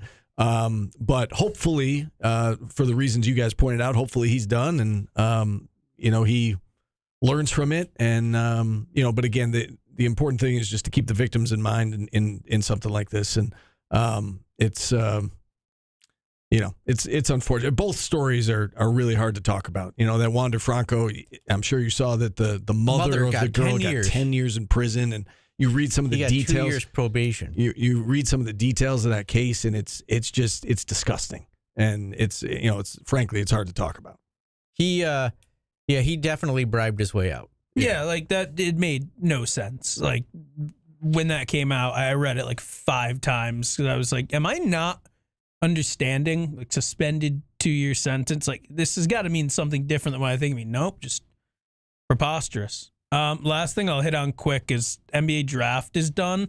A lot of the undrafted names were the big names, which I found interesting. Guys like Mark Sears and R.J. Lewis and Hunter Dickinson all getting scooped up undrafted. Why do you think it is these guys are getting picked up as free agents instead of being drafted? They're not. I think the foreign players are better. You're just giving them a shot based on name value. And I was going to say, not only are they better, but I think that the foreign players, a couple things. They have that mystery to them that you draft on potential. Like you feel like with the college guys, you kind of know what they are. With the European guys, could he be this? And so I think there's a little bit of, I know what door number 1 is. I'm going to take door number 2 because there's some mystery and intrigue there. The other thing is, for guys who are coming over from overseas, you can leave them over there, right? Like you can, if you draft them. Draft and stash. Yeah, you draft them. You hold their rights. You say, hey, just stay over there, play another year, get a better, get a year better and stronger and faster, and then we'll take you next year. They can do that as well. And like Hunter Dickinson would have gone either of the previous years if he was good enough, right? Yeah, I'm not surprised by him. I mean, like Caleb Love, for instance, like I know he didn't get picked. He intrigues me. Like he's super fast. Like, it comes down to I think, especially with a point guard like that, can they hit the 3 consistently enough? Because he can get by his guy. Can he defend at his size? That's another concern. But like, we see with like Jalen Brunson, he's not a good defender, but man, he can take over a game. And when I see Mark Sears and I see Caleb Love, I see a little bit of Jalen Brunson in both of those guys. So. I don't know. I mean, I think it's, I don't know if it's the European players are necessarily better. I think it's you kind of know what you have with the college guys, and a lot of teams are drafting on potential, especially in the second round. I also think for the guys that you mentioned, that's why NAL is a good thing. Those players were just, kind of overlooked, and now they're actually making money on doing it. So yeah. All right, you got a kicker? Dateline, North Korea. North Korea is opening a beach resort. Leader Kim Jong-un hopes to boost tourism in the secretive communist regime. It will open July 1st. Is there a place on Earth that you would like to go that is kind of like is there like a, I think I would go, I would like to see, they probably follow you everywhere, but I would like to go to North Korea to see what is up. Really? Yeah. Is there a place like that? Wouldn't that be wild? Going to North Korea? I mean, it would be wild. Fun. Yeah, I don't have a desire to go there. A beach resort? Yeah, what? I guarantee you can't leave the resort. What? I mean, I would say in terms of like an out of the box place that I would like to go would be like Antarctica. North Pole, some like a remote part of the world. But I don't have any desire to go to North Korea. Chick-fil-A. Foreign tourists are allowed in tour groups, largely tend to come from Russia and China, though. But you got to go. You only can travel there as a group. That's probably a good thing. It's open Safety to more in Western visitors in February. I don't think I would want to go there by myself. I might not come back. Oh, man. I think I would like that. Another weird place that I would like to go, even though it'd probably kill me? I don't know if I believe this is a beach resort. They this got is pictures real. of it. Yeah, you can find pictures of it. Something's a little off Kim here. Jong-un watching people fly off. There's a picture of Kim Jong-un watching people on a water slide. North Korea is opening a beach resort from you and your kicker. Something weird is going on. Do you know another place I would like to go in a tour group is Chernobyl? Are you just saying this? No, I would love to go to North Korea, Chernobyl, just to see like the abandoned buildings and the overgrowth, and it's just crazy there. Okay. You don't think that's fascinating? No, I don't. A lot of other places I would Antarctica, you would rather go? What if it were 99 degrees there? I don't know. Like, I don't know if the record, I don't know if they've ever had that there. Like, I know here. If you could be there on a day, it was guaranteed. Like, it's like scoregami, but for temperature. Just think of all the things you've heard about North Korea, and if you could go and just be like, no, I have no they're desire. Going to gaslight you the whole time you're there. I think it would be fun. All right. T-Takes would like to go to Chernobyl. I would like to go anywhere abandoned. Like if I could go to an abandoned like So you just mall don't or want to be around Disneyland- people. No, pretty I much. would go in a tour group to Chernobyl. Like that's fine. I just want to see it. Okay. Let's take a timeout. Why are you mad about that? No, I'm not mad about it. I just don't want to fall behind here. You think I'm lying to you? A little bit, I do. That was a really. Are you just saying that was funny? No, I actually understand. Like, it's not my cup of tea, but I can see where Paulie's coming from. Like, wow, this would be very interesting to see. Yeah, Gabriel says there's videos of Chernobyl. I watch them all the time. No, I believe Do you know, him. do you- It's just do you know what it's I not was my cup watching of tea. last night? What? The dead bodies on Everest. Because they can't get the people that go up the mountain that die. They can't get them off the mountain, so they're just frozen on the side of the mountain. How many are there? There's at least 300. Is that right? Yeah. Man. Why It's did you wild. watch that? Because it's wild to me. Like I wouldn't. That is a. You want to hear a trip I would never do?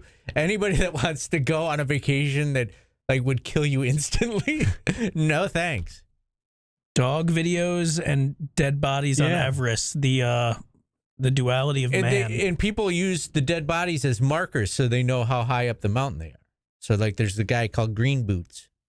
And then there's one really eerie one where the guy is just sitting there and he's like their bodies don't change because they're frozen and he's just sitting on a rock. It's really bizarre.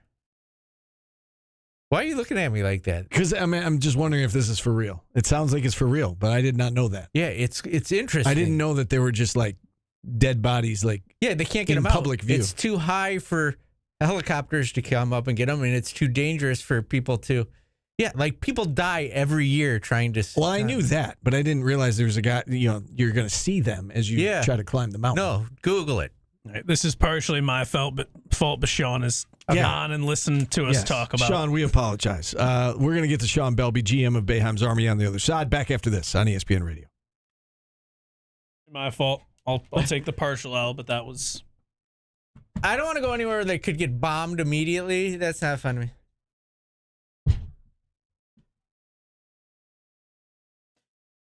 Don't you think? Like I would, I would get on a plane to go to North Korea. Like I think that would be interesting. I would like to go to New Zealand too, like the outback in Australia. I would like to go out in a tour group on that also.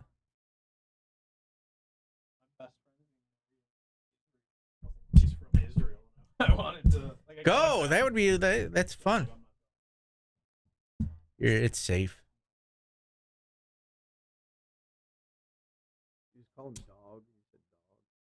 Well, just like Greenland would be cool, but I don't like. Randy would be like, it's a no for me, dog. Yeah. It was that sort of. I don't like cold. Dog is kind of used to imply like, come on. Govendo, it's tourist groups. Yeah. You're not going to be able to leave a certain area. No, I like that. What? I like that because it shows we're friends. my dog and fun. Yeah, I would like to take a tour of Chernobyl, and I don't care how weird that sounds. Does sound weird.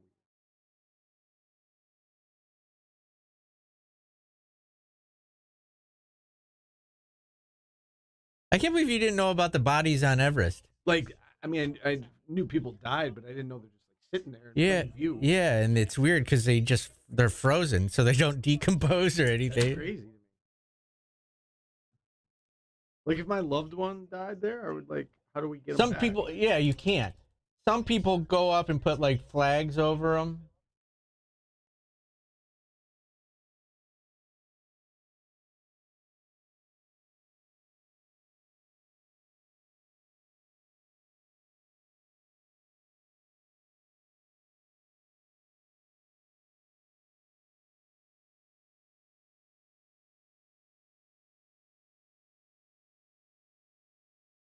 Look, it's not graphic. Wow. They're just there.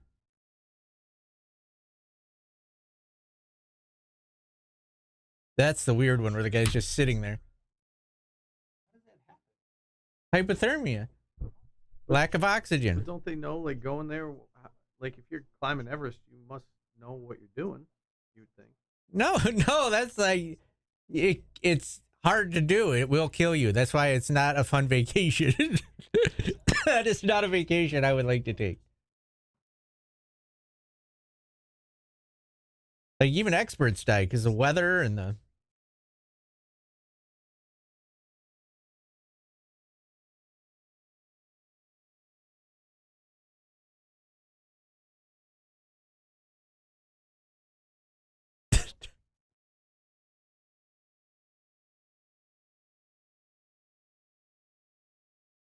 I'm not drawn to death. I don't want to die. I'm scared of dying.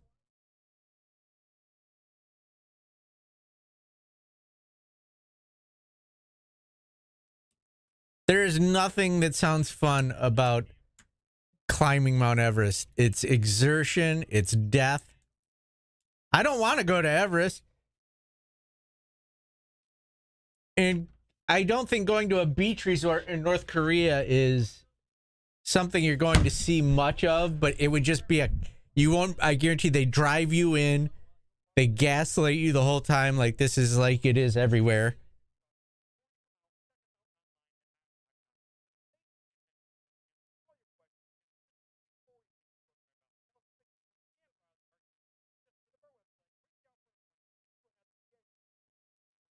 Yeah, I'm not going to just go and wander.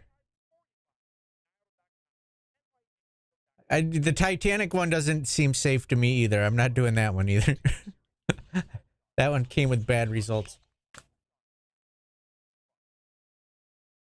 Like I've watched videos of like Americans in North Korea, and it's just bizarre.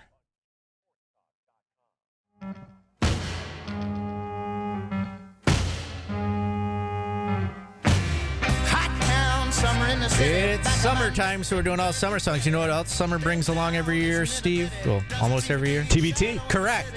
You and I will be at calling the game one of the Saturdays. The first game. Yes. Yep.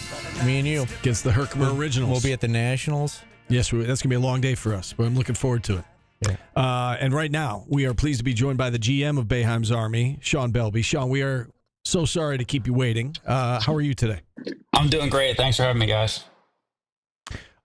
One question I've been getting a lot lately is their roster complete?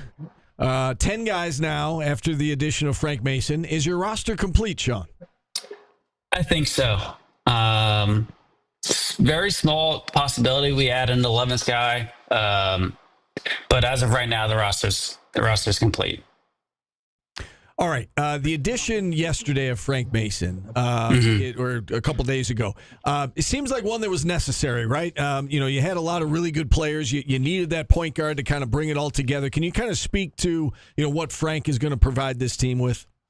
Yeah, like you said, we really needed another ball handler. And I've known Frank for, some years now and thought that he was going to be the perfect fit for our team and, the guy that we wanted to come in and, play the point guard position and hopefully lead us to a championship. But he brings NBA experience, played in the TBT last year with Kansas team, did really, really well, and excited to see him in Orange this summer.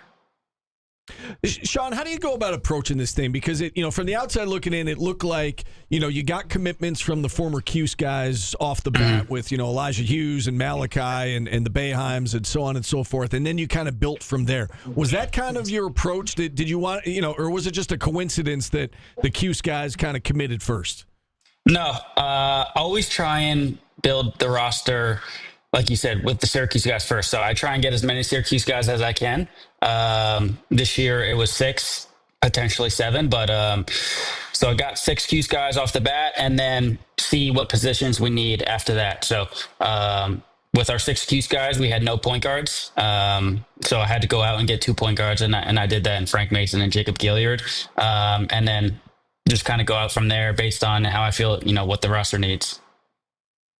I know there's not a lot of time to practice together, obviously, right? Guys will come maybe a week or so out, and you'll have some practices and put in some plays and so on and so forth. The fact that Alan Griffin's the head coach, the fact that Eric Devendorf is the assistant, and you've got 6 Cuse guys that that those 2 coaches know all of these guys, they know their skill sets, they've worked with them in the past. Does that give you guys a little bit of an edge early on, or a little bit of an advantage that everybody's not just getting to know each other, a week before you tip it up for real? Yeah, I think so. Like you said, having, Cuse guys who have played, with each other before, like Buddy and Elijah, or, Chris and Rakeem. So having guys who are familiar with each other on the court and, but also, friends off the court as well, it gives us an advantage. This year, I think we're only going to practice for 2 days before our first game. So not that much time, but I think we'll be able to figure it out. We kind of know all the Syracuse guys, certainly, having, been around this team for so long. Tell us a little bit about the non-Syracuse guys on this roster, and I guess let's start with Nick Perkins, and kind of give me a mini scouting report on each of these guys that you signed that are not Cuse guys. Yeah, Nick's a beast. Played at Buffalo, so obviously not too far, from Cuse, but he's a big man. Will play the 4-5 for us, really strong, but can step outside and shoot three. And he's a TBT champion. Won it with Buffalo in 2022, so he knows what it takes to win. So we're ecstatic to have him play with us. Noah Starkey's a guy that Buddy knows awfully well, and I know Jim Boeheim, had some good things to say about Noah. What does he bring to the table? Mm-hmm. Yeah, that was a call that I got from Coach Jim. You need to go and get this guy. He's really good. He said he's one of the best big men he's ever seen. But Noah's kind of like a do-it-all big man. He can pass, he can rebound, he can score if he has to. He's just a really good player, and he's going to do the dirty ththings for us that it takes to win the tournament. And then Jacob Gilliard, the NCAA's all-time steals leader from Richmond, a defensive presence, can be a ball handler as well. I mean, what does he add to your roster?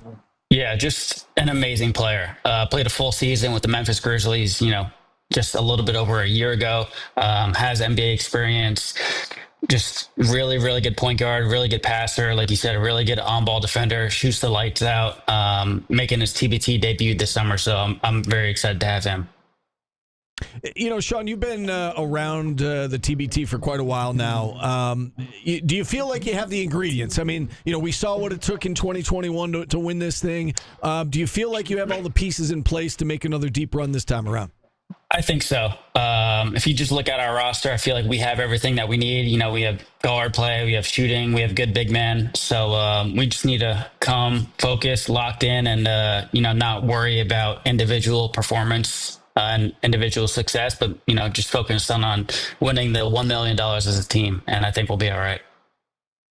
Eric Devendorf named an assistant coach. At least we caught wind of it yesterday. Can you just speak to his addition, and a guy who has been through this TBT experience 7 times as a player, once as an assistant previously. He's got a lot of experience, obviously. Why did you want Devo to be a part of this thing? Yeah, Devo was a huge addition for us. Obviously, amazing player, but also a really, really good coach. Knows the TBT almost better than anybody with all the years he's been involved. And we just felt like it was, the right time to bring him back on the sidelines to be a coach for us. Adam Weissman and I talked about it and thought it was going to be the perfect idea. So excited to see him back in orange on the sidelines for us. And he's going to be great. Your first matchup is against the Herkimer Originals. Paulie and I are actually going to be calling the game that day on ESPN Radio. I know their roster is still being put together, but they've got a couple of players with local ties on that roster. What do you know about them at this point, and what are you expecting with that matchup? To be honest, I don't really know anything about them. I know they played in it last summer and had Samir Torrance, a Cuse guy, and some other local players, like you said. But as of right now, haven't dove too much into the scouting for that first round game yet. That's fair. That's fair. What does it take to win this thing? We talk about if you felt like you had the pieces in place. What is it? For the guys to be unselfish, is it? What do you think is like the ultimate ingredient that you need to be able to pull off a deep run? Yeah, I don't think it's necessarily about the talent that you have at all. You kind of hit the nail right on it just now. It's really about defense and playing together as a team. You have to win 6 games in a row. It's kind of like the NCAA tournament. Anything can happen. Obviously, you have to make shots and do good on offense, but winning all this tournament always comes down to, which team plays the hardest and which team, gets the most stops. When we won in 2021, we won every single rebounding advantage in each game that we played. So we out rebounded every team, and we weren't very big at that time. The last 2 years that we lost, we kind of got killed on the glass, had, some big hiccups on defense, and heard that in 2023 they went on like a 20-4 run in that third quarter. So if you play defense and rebound, I think we're going to be all right. What is it about this tournament that everybody loves? This thing was introduced, about a decade ago, maybe a little bit more now. And at the time, it was just this novel idea. Over the summer, would it stick? And here we are a decade later, and fans genuinely look forward to this every year. I mean, what is it about this tournament that everybody's kind of fallen in love with? Yeah, I mean, you're playing for $1 million. So, that doesn't come by often, but just bringing back together, the Syracuse players for us, I think it gives the fans, something to look forward to in the summertime with no other basketball going on. And we look forward to it every year. Unfortunately, we weren't able to participate last summer. So we're hoping that, coming back to Syracuse, we're going to have a huge crowd coming out to support, some of their former favorite Syracuse players like Buddy, Jimmy, Rakeem, Elijah Hughes, some guys that haven't played yet. So we can't wait. All right. We can't wait either. July 19th, it all gets underway at the OCC's SRC Arena. Sean, thanks so much for the time. We really do appreciate it. Best of luck. Thank you, guys. Appreciate the time. All right. Sean Belby, GM of Boeheim's Army, joining us here on the show. And with that, we will hit our final timeout. Still time to check in if you want to place a phone call at 315-437-7644. We'll wrap up the show, wrap up the week next on ESPN Radio.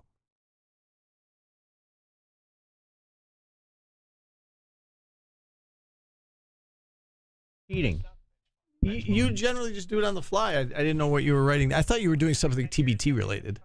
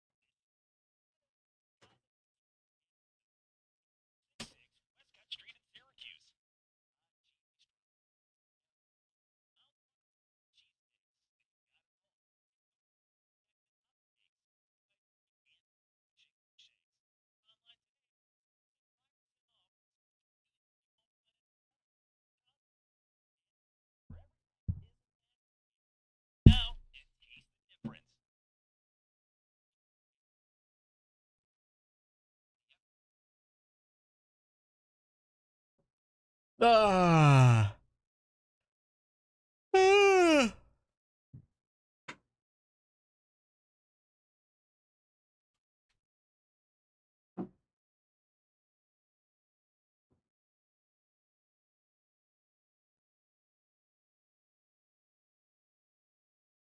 I wasn't reading about bodies on Everest. I was looking up songs to vote on.